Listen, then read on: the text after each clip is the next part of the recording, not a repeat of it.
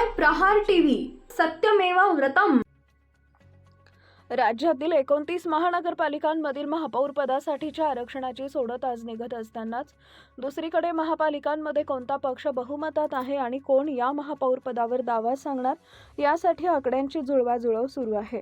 कल्याण डोंबिवलीमध्ये तर एकत्र निवडणूक लढणाऱ्या एकनाथ शिंदेंच्या शिवसेना आणि भारतीय जनता पार्टीमध्ये आपलाच महापौर बसण्यावरून एवढी चुरस होती की अखेर शिंदेंनी ज्या राज ठाकरेंच्या महाराष्ट्र नवनिर्माण सेनेविरुद्ध निवडणूक लढली त्यांनाच पाठिंबा घेतला आहे। राज ठाकरेंच्या मनसेनं हा पाठिंबा दिल्यानं दुसरीकडे उद्धव ठाकरे दुखावले असून राज ठाकरेंनीही खासदार संजय राऊतांशी संवाद साधताना हा निर्णय स्थानिक पातळीवर घेण्यात आल्याचं सांगितलं आहे। कल्याण डोंबिवली पॅटर्नमुळे मुंबई महानगरातील 10 महानगरपालिकांमध्ये अगदी एकमेकांविरोधात लढलेल्या या पक्षांचीही युती होण्याचे मार्ग मोकळे झाले आहेत की काय अशी चर्चा असतानाच आता मनसेचे नेते बाळा नांदगावकरांनीही असेच संकेत दिले आहेत। पत्रकारांशी संवाद साधताना नांदगावकरांना कल्याण डोंबिवलीत झालं ते मुंबईत घडणार नाही असा सवाल विचारण्यात आला। यावर नांदगावकरांनी यावर आता भाष्य करणं योग्य ठरणार नाही, कारण राजकारणात काहीही घडू शकतं।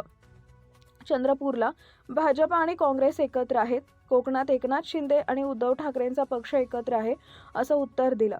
ज्यांच्या विरोधात लढला त्यांच्यासोबत जात आहात असं म्हणत पत्रकारांनी प्रश्न विचारला। त्यावर नांदगावकरांनी आम्ही कुठं गेलो त्यांच्यासोबत, तो निर्णय स्थानिक स्तरावर झाला आहे, तिथल्या नेत्याला अधिकार दिलेले तसा निर्णय त्यांनी घेतला आहे असं उत्तर दिलंय।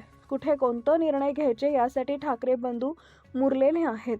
मुंबईमध्ये काय होऊ शकतं हे मी आता सांगू शकत नाही असंही नांदगावकर म्हणाले आहेत।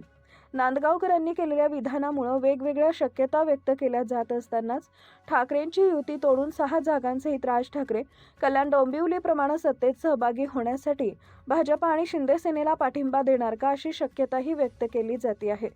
सध्या भाजपाकडे 89 आणि शिंदेंकडे 29 जागा आहेत, म्हणजेच युतीकडे 118 जागा आहेत। त्यामध्ये 6 जागांची भर पडून बहुमताचा आकडा अधिक मोठा होईल आणि सत्तेतील नगरसेवकांची संख्या 124 वर जाईल।